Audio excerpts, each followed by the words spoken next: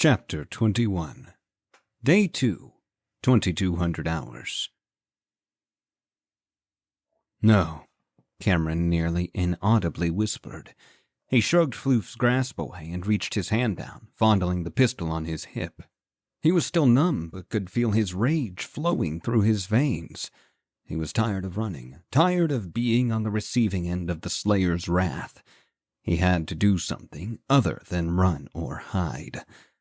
"I have nothing to lose," Cameron said in a growl of a voice. "My family, they're all dead. I killed them. There's nothing left for me. I'm killing him, now!" "Cameron, no!" Bernard shouted, but the Somalian man could not keep pace. Before anyone could argue with him, Cameron was already running. A fireball grew from his hand as Cameron navigated his way through the building. He took turn after turn, trying to find the exit, but only got more and more lost the longer he ran. Frustration built up inside him, and as he entered a wide-open room, he stopped and looked around. "I hate you," Cameron whispered to himself. "I fucking hate you. You ruined everything. You forced Sarah into the arms of another man. You're too weak to handle it. You ended up just like Dad." Cameron roared and slammed his burning fist into the wall. He heard the bones in his hand crack and groaned as he fell to his knees in pain. Tears streamed down his face, splattering against his pants. He felt like there was nothing left for him to live for. He had already lost everything. His fingers once again brushed against the pistol at his side. He licked his lips and felt a sudden cold chill creep down his spine and spread to his entire body. He pulled the pistol free from its holster and held it out in front of him. With a grim smile, he lowered his head so that his forehead rested against the top of the barrel of the weapon. It would only take a second. He could be rid of it all. Of the memories, of the pain, and of Happy Island. Yes, that was it. That had been the solution all along. He had just been too blinded by his idiotic need to survive to realize that he was nothing. "I'm nothing," Cameron whispered as he lifted the pistol to his temple. "I've never been anything. The world will be better off without me." He pulled back the hammer on the revolver, but a wave of vertigo came over him. Cameron belted out a curse and tried to beat the incoming memory. He squeezed the trigger, but he was too late. The bullet embedded itself into the ceiling, and Cameron toppled to his side. Cameron didn't bother looking through the glass. He didn't want to see the man on the other side anyway. All he wanted to do was rot away in his cell until there was nothing left. "Pick up your damn phone!" his father shouted from the other side of the glass. "Come on, kid!" Cameron ignored him. He wanted nothing to do with the man when he had been free, and that hadn't changed just because he was behind bars. Every single day of his life was torture, and not because the other inmates knew that he killed his family. Not because the guards grew up with him and hated his guts for what he had done to Sarah. No, Cameron's life was torture simply for knowing what he had done. "Come on!" his father boomed. Slowly, Cameron glanced briefly at the man, but only long enough so that his father could see the contempt in his eyes. He lowered his head again and scratched his scraggly beard, nibbling on the side of his cheek. As he took a deep, annoyed breath, he finally lifted the phone from the wall and held it to his ear. "What?" Cameron's voice was cracked and defeated. "What do you fucking want?" "You look at me," his father said sternly. "You fucking look at me!" Cameron did not move his head, but glanced up. "Stop it." Cameron's face trembled as he stared at his father. "Just stop." "Cameron, you can hate what you did, what I did, what Sarah did," his father whispered. "You should. You don't have to forget any of it. Hell, you probably never will. But you do have to forgive yourself. Son, you have to move on with your life. We all deserve forgiveness." "Stop it!" Cameron shouted and pounded his fist against the table. He looked up and his eyes burned through his father. He would never forgive his father. He would never forgive himself. "Son, I love you, and I want—" "You shut your fucking mouth, Dad!" Cameron snarled. "I don't ever want to see you again. Get out of here. Never come back." "Fine," his father sighed. He lowered his head and nodded. "One more thing, kid. he said softly. Your girl just woke up from her coma. Cameron opened his eyes and gasped. No way. There was no way in hell. One of them survived, he whispered. He let the feeling rush over his body. He felt goosebumps and the hair on the back of his neck stand up. I have reason. He laughed warmly to himself, finally feeling hope again. Yes, I have to win this game. I have to go home and find my daughter. He smiled widely and stood up from the ground. Floof and Bernard hurried through the doorframe, and Cameron turned to face them. He wore a big smile and was exuding a completely different attitude than when he had left them. Cameron hurried forward and wrapped his arms around Floof, who gasped at the sudden and unexpected assault of human contact and tried to wiggle free. Cameron! Floof shouted. Cameron, I was not properly warned of the incoming touching. Please let me go. Cameron joyfully released Floof and then turned to Bernard, who wore a wide smile. It is good to see you happy, Mr. Cameron, Bernard declared. Whatever has happened, I hope it continues to bring you joy. Thank you, Cameron whispered as he started to get a bit choked up. Bernard? A female voice called out from behind them. Cameron turned, and his eyes lit up as he saw Maria and the others rushing their way. Maria, Bernard announced as he hobbled forward toward her. Oh, it is so good to see you, my friend. Maria threw her arms around Bernard and kissed him on the cheek. I am so happy Cameron found you, she said in a joyful tone. I was worried sick about you. All is well, Miss Maria. Bernard looked down for a moment and then up again. But we must go. Enemies are coming, and we have no time to fight them. Oh, we can take them, Gino shouted as he looked up at Bernard. The name's Gino. I've heard a thing or two about you. Good to see you're still standing, Gino, Floof said as he knelt down a bit to be at eye level with his friend.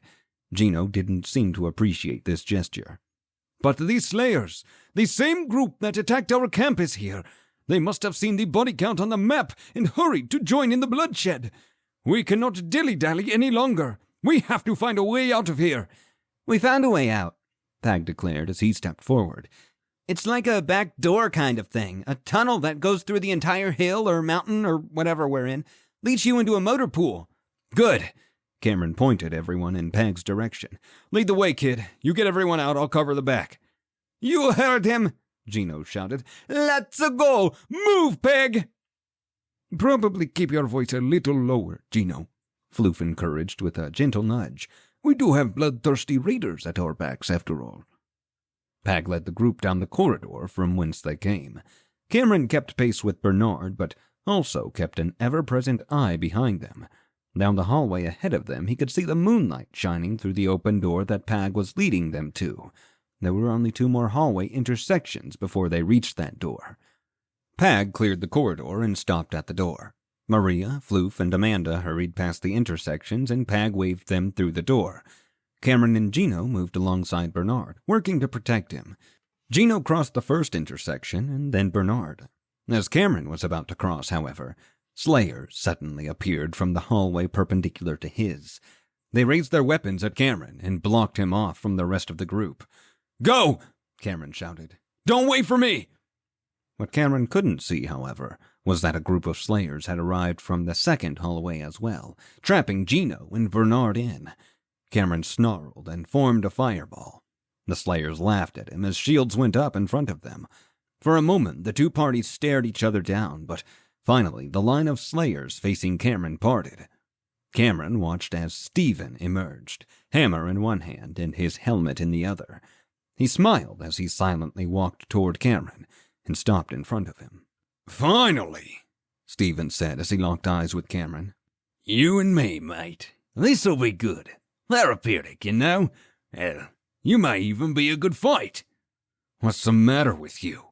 Cameron snapped. Why are you doing all this? What do you mean? Stephen asked as he wrinkled up his face, feigning confusion. I'm playing the game, mate. I intend on winning. To go back to what? Cameron asked. What were you before you got here, Stephen? A man, Stephen replied quickly. Just like you, mate. What were you? Cameron remained silent, but held his gaze. Join my party, Cameron finally said. Work with me. We can win together. There's enough room for you. You know, Stephen held up a finger and laughed. I was about to say the same to you, mate. I've enjoyed this little cat and mouse game we've played. You're strong, Cameron. I can't deny that. Look, I know you see us as the bad guys, but that just is not the case. You see, this game's built upon the premise of being the best. I've maxed out my party management skill. I've got 30 members in my party currently, and am in direct control of 2 other parties. Sadly, at the end of the game, however, only 10 can remain. What I'm doing is gathering people for the final showdown. The people I like, you know? I like you, Cameron. Come on, leave these losers behind, and come join the real good guys. Come join the winners. Cameron shook his head. No, he quickly answered. These people are good people. I can't just let you kill them. Well, that's a shame. Stephen pursed his lips together and shook his head with a disappointed expression. He fell silent for a moment as he looked down at the ground. Grab the boy and go fetch the others. I guess me and old Cameron are fighting. A few slayers turned toward Pag and began to walk toward him. Pag's expression grew grim and a fireball formed in his hand. Pag, stop! Cameron shouted. Do not attack them! Quickly, Pag reached his hand up and hit the panel that controlled the door that led outside. Slowly, the door started to shut, and Pag released a fireball into the panel, destroying it and preventing anyone else from leaving. Cameron closed his eyes and sighed. Before the blast door could close all the way, however, a small female figure slid underneath it and into the hallway. An ethereal shield formed in front of her, and the sound of steel ringing free of its scabbard filled the air. She somersaulted forward, planting her blade into the chest of one of the slayers, then kicked him off and spun to the left, slicing through another's neck and knocking him. Amanda, no! Cameron shouted, but it was too late. Stephen turned back toward Cameron and shrugged. He placed his horned helmet on his head and raised his hammer. I know that ain't your fault, mate, Stephen shouted as he stared Cameron down, but you'll be the one to pay for it. He lunged forward and swung his hammer down at Cameron. Cameron grunted and jerked back, watching as the head of Stephen's weapon slammed into the marble floor and cracked it. Come on, hold still, Stephen yelled as he removed his left hand from the handle of his weapon and suddenly pulled a pistol from his hip. He fired wildly at Cameron, striking him 3 times and lowering his armor from 430 to 310. Cameron charged a fireball and launched it at Stephen, hitting him directly in the chest. Stephen's armor absorbed the strike, but he skidded backward on his platinum metal boots. Cameron pulled his own revolver and emptied his cylinder into Stephen, not missing a shot. Stephen, however, was not bothered in the slightest. Come on, mate! Stephen bellowed as he charged forward and rammed Cameron in his belly with one of his pauldrons. Let's have a proper fight! Cameron fell backward and Stephen landed on top of him, knocking the wind out of him. Cameron tried to breathe, but a gauntlet-covered fist slammed into his cheek, cutting it open and splashing blood all over the 2 of them. Cameron tried to gasp, but he couldn't breathe. His armor had dropped to 120. Quickly, another fireball formed in his hand, and he reached up and pressed his palm against the center of Stephen's chest. Stephen looked down for a moment, and after realizing what was about to happen, he locked eyes with Cameron. Oh, fuck. Stephen spat before Cameron released the fireball. Stephen flew upward and slammed into the ceiling. Fire dissipated in all directions around him, and Cameron's eyes grew wide as the fully armored man fell back toward him. He tried to scoot back, but there was no time. The man landed on Cameron, and Cameron howled in pain as he felt his ribs crack. Oh, bad idea, Cameron groaned as he pushed the heavy body of Stephen off him. Stephen rolled away, stunned for the moment, and Cameron hurried up off the ground. Amanda was making quick work of the slayers she could reach, but she was terribly outnumbered. Bernard worked hard to shield Pag as he sent out fireballs as quickly as he could, but it was doing little for them. Cameron gasped when he saw that Gino was lying motionless on the floor. A quick check of his party status showed that Gino was in fact dead. He cursed and spat, and another fireball formed in his hand. He hurled it forward, knocking one of the slayers to the ground, bringing their attention to him. As the remaining slayers mentally debated whether to fight in front of themselves or behind, Amanda swooped in and caught them off guard. She cut one of them down, and then another, and then A bullet caught her in the neck. She squealed and tried to keep going, but she was knocked. It was a critical hit. "No!" Cameron shouted as he charged forward. He slammed his fireball-charged palm into one of the 3 remaining slayers and fired his pistol into another. Pag threw a fireball of his own and knocked the second slayer. The third pointed his weapon at Cameron, but Cameron batted it out of the way with his horny poker. The weapon flew from the final slayer's hands, and he fell to the ground, hands raised. "Keep him covered!" Cameron shouted to the others. "I'll get Amanda!" Cameron hurried over to the knocked girl and placed his hands on her back. "It's okay, sweetie. I'm here," he whispered. "Daddy's here." Wait. What? He stopped talking mid-sentence and felt his mind suddenly fill with confusion. He looked down at the choking girl and into her blue eyes. They were Sarah's eyes. "Oh my God," Cameron whispered as vertigo suddenly came over him. "No! No! Please, God, no! Not now!" He was quickly losing consciousness as another memory was coming, but that did not stop him from seeing Stephen get back to his feet. He heard the sound of footsteps approaching. More slayers, no doubt. "Please," Cameron begged. "Just a few more seconds." His hands fell off of Amanda's back as he tumbled to his side. Amanda looked at him, and as the darkness formed around him and clouded his vision, he watched as her life faded from her eyes. She quietly slipped away, and a pink crystal appeared in front of her. Cameron reached out and grabbed it, just in time for the memory to take over. For the above reasons, I conclude that this is a case in which the predominant consideration for imposing a sentence is to provide just punishment for these offenses. Based upon the evidence, and only the evidence that was presented to this jury, and based upon a consideration of the nature and circumstances of the offenses, I conclude that just punishment is a maximum sentence of 15 years incarceration on all counts with the possibility of parole. Cameron lowered his head and looked down at the desk in front of him. His appointed attorney reached out and gently placed his hand on Cameron's back, but Cameron shrugged it away. Furthermore, in the matter of your surviving child, the judge removed his glasses and set them down on his desk. I'm sickened and appalled by your extreme lack of judgment and heinous showing of negligence that ultimately cost the lives of your wife and 2 of your children. For this reason, I judge you unfit to carry out the duties of a father, and will be filing a motion with the state to terminate your parental rights over your surviving daughter. What's her name again? Amanda, Cameron whispered. Tears fell down his eyes and splashed on the desk in front of him. Speak louder, the judge ordered. My daughter's name is Amanda, Cameron belted. The judge nodded and lowered his head to continue his sentencing. Cameron didn't hear anything else. The judge's words were muffled by the idea that he could potentially never be a father to his only daughter ever again. He knew he didn't deserve to be. He knew he was the reason his family had been killed, and the pain was overwhelming. Do you have any questions? No, Cameron whispered.